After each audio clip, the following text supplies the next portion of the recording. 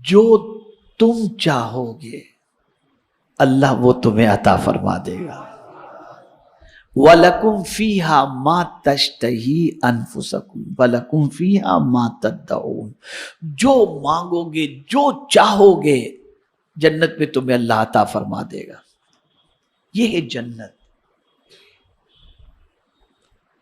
لیکن جب میں قرآن کی اس آیت کو پڑھتا ہوں تو میری عقل دنگ رہ جاتی ہے، جس کی میں نے تلاوت کا شرف حاصل کیا. رب فرماتا ہے وعد اللہ المؤمنین والمؤمنات جنات تجری من تحتها الانہار خالدین فیہا ومساکن طیبۃ فی جنات عدن. اللہ نے مسلمان مردوں اور مسلمان عورتوں کو باغوں کا وعدہ دیا ہے. جنت کہتے ہیں باغ کو، باغوں کا وعدہ دیا ہے جن کے نیچے نہریں رواں اور ان میں ہمیشہ رہے گا. سبحان اللہ. مومنین اور مومنات کے لیے اللہ نے جنت کا وعدہ فرمایا ہے، اور جنت کیا ہے؟ جس کے نیچے نہریں بھی بہہ رہی ہیں اور باغ ہیں. اور پھر ایسا نہیں کہ ٹیمپرری جیسے پکنک پر کہیں گئے اور ہو کر کے آگے، نہیں، خالدین فیہا، پرماننٹ ادھر رہنا ہے، کوئی تمہیں نکالنے والا نہیں. یہ کن کے لیے وعدہ ہے؟ بولیے. مومنین کے لیے. کن کے لیے وعدہ ہے؟ مومنین کے لیے. اور پھر ساتھ میں فرمایا وَمَسَاكِنَ طَيِّبَةً فِي جَنَّاتِ عَدْنٍ، اور پاکیزہ مکانوں کا بسنے کے باغوں میں، اور بسنے کے باغوں میں، یعنی پاکیزہ مکانات کا اللہ نے وعدہ کیا کہ وہاں تم کو بسایا جائے گا. اللہ اکبر. باغ کا بھی وعدہ اور ساتھ ہی ساتھ جو ہے پاکیزہ گھروں میں بسانے کا بھی وعدہ، جنت کا بھی وعدہ، نہروں کا بھی وعدہ. اور یہ جنات عدن کیا ہے؟ یہ درمیان میں ہے، جنت کے سینٹر کے اندر جو ہے یہ جنات عدن ہے. اور میرے پیارے آقا صلی اللہ علیہ وسلم کے پیارے دیوانوں، انبیاء اولیاء کا مسکن وہیں پر ہوگا. اللہ نے مومنوں کے لیے وعدہ فرمایا. لیکن اتنی نعمتوں کے تذکرے کے ساتھ، اتنے انعام کے تذکرے کے ساتھ، اس سے بڑی چیز کا اللہ وعدہ فرما رہا ہے، اس سے بہتر چیز کی بات کر رہا ہے کہ اگر تم چاہتے ہو، جاننا چاہتے ہو کہ جنت سے بھی بہتر چیز کیا ہے، باغات سے بھی بہتر کیا ہے، تو قرآن نے کہا وَرِضْوَانٌ مِّنَ اللَّهِ اکبر، اور اللہ کی رضا سب سے بڑی ہے. یعنی اللہ تم سے راضی ہو جائے، یہ جنت سے بھی بہتر ہے، جنت سے بھی اعلیٰ ہے. اور پھر یہ معمولی بات نہیں ہے. قرآن کہتا ہے ذَلِكَ هُوَ الْفَوْزُ الْعَظِيمُ، یہی ہے بڑی کامیابی. اللہ کا راضی ہونا. اب میں یہاں پر آپ کو سمجھاؤں،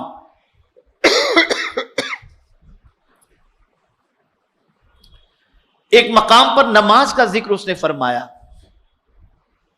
لیکن نماز کے ساتھ ایک اور چیز کے اکبر کا ذکر فرمایا. ان الصلاۃ تنہی عن الفحشاء والمنکر ولذکر اللہ اکبر.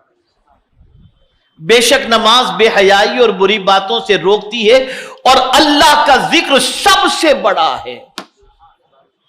تو وہاں ذکر جب سب سے بڑا ہے تو ذات کتنی بڑی ہوگی. تو قرآن کہتا ہے اللہ کی رضا یہ سب سے بڑی چیز ہے. یہ جس کسی کو حاصل ہو جائے سمجھ لو کہ اس کا بیڑا پار ہے.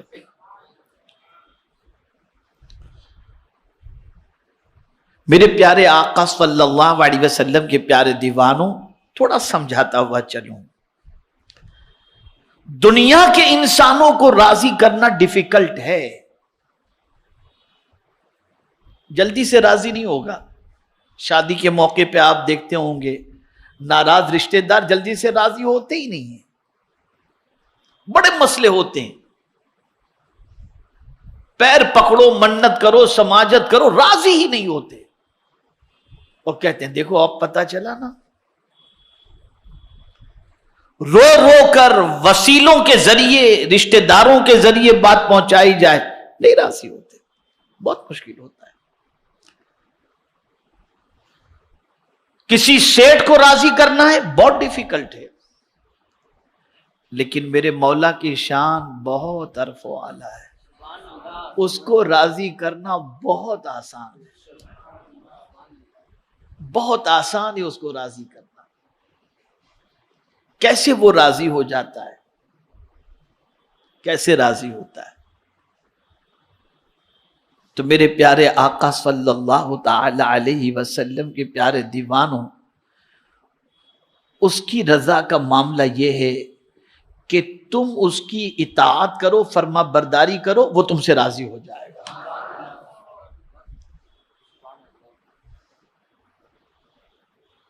اور اسی کے ساتھ ساتھ اس کے فیصلے پر راضی رہو، اس کی شکایت کسی سے مت کرو، اس کی شکایت کسی سے مت کرو۔ مجھے یہاں پر ایک واقعہ یاد آتا ہے، اللہ اکبر۔ ہم یہ سمجھتے ہیں کہ انعام و اکرام کی بارش ہو، مال دولت یہ ساری چیزیں ہمارے پاس ہوں تو گویا اللہ ہم سے راضی ہے۔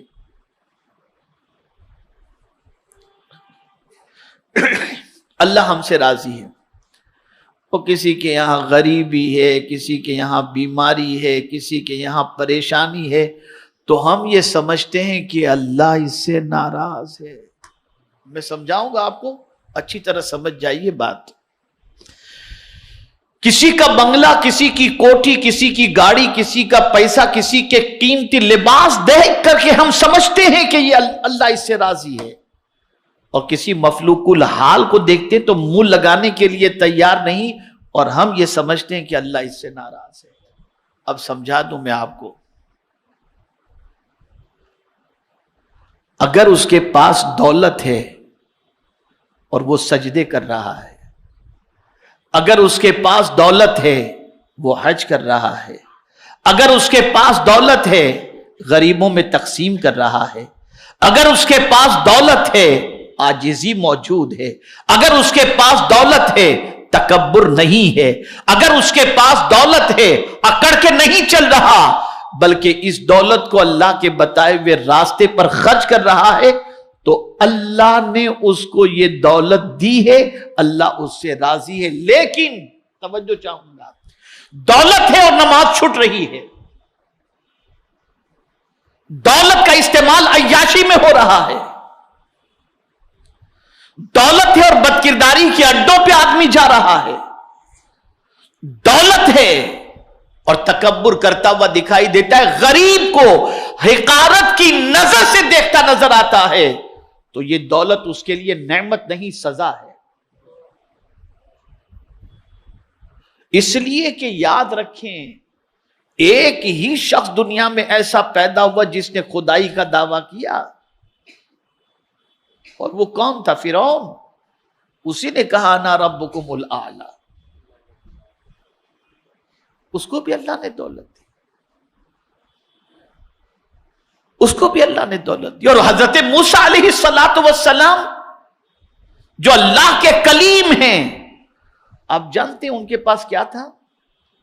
ایک چٹائی تھی یا ایک بستر معمولی سا تھا، جس پر بڑی مشکل سے میاں بیوی سو کر کے اور اوڑھ کر کے اپنا وقت گزارا کرتے تھے۔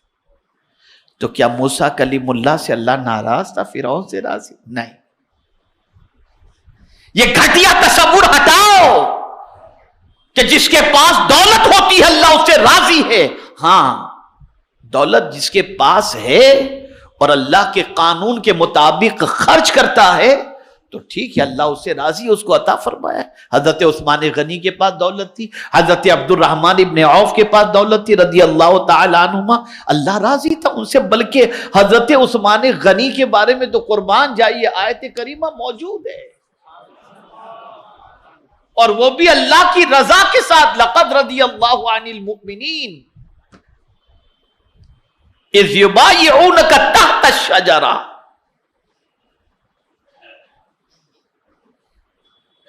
جو اللہ کے رسول صلی اللہ تعالی علیہ وسلم نے درخت کے نیچے بیعت لی تھی اور مومنین نے جو حضور کے ہاتھوں پر بیعت کی تھی، قرآن کہتا ہے لقد رضی اللہ، بے شک اللہ ان سے راضی ہو گیا۔